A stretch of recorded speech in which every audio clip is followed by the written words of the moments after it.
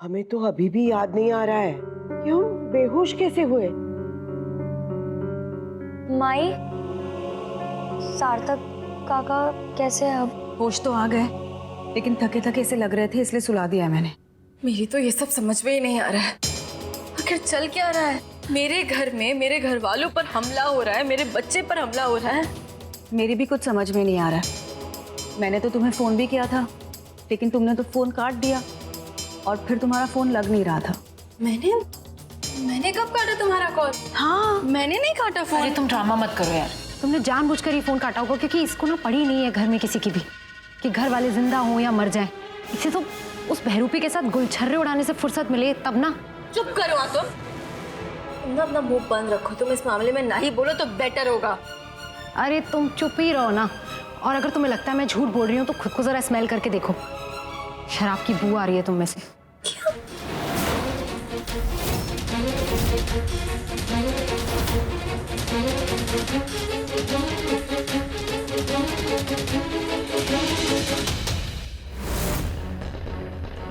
अरे टामी, ध्यान से सुन। तुम्हारे को उन लोग के बारे में पता करना जरूरी हो गया से। वो लोग बार बार कल्याण जी पे और उनके परिवार पे हमला कर रहे थे और मार से बर्दाश्त ना हो रहा है। मरने कल्याण जी की रक्षा करने से कुछ भी करके उनके बारे में पता लगा। हमारे लिए कल्याण जी की रक्षा करना सबसे जरूरी है।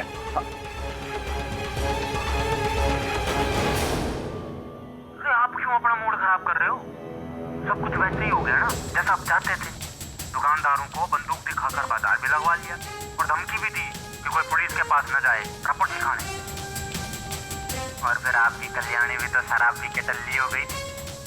मुझे यो बताओ, कल्याणी जी के साथ मजा तो आपको आज बहुत आया होगा, है ना?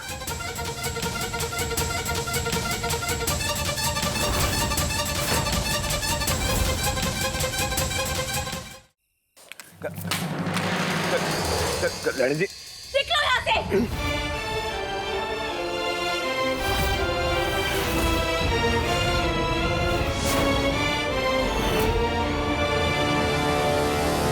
गलतफहमी हो रही है। आपने मेरी बात तो सुन लो एक बार। सुनने के लिए बाकी क्या रह गया?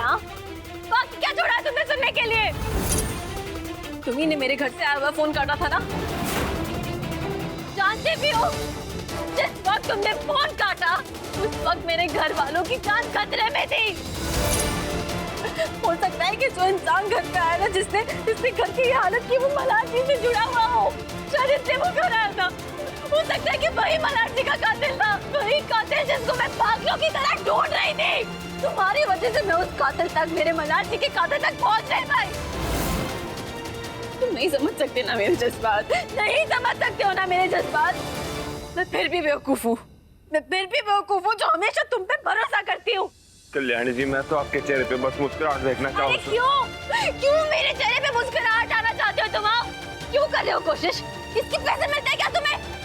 आप हमारी बात सुन लो, गलतफहमी हो रही है आपको। और हाँ, तुम मेरी एक बात सुनो कान खोलकर।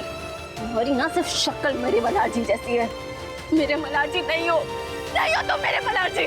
और ना तो कभी बन सकते हो, ना तो तुम उनकी जगह ले सकते हो, समझ गए?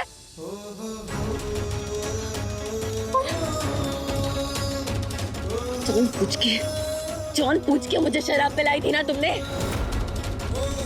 क्योंकि तुम नशे में मेरा फायदा उठाना चाहते थे।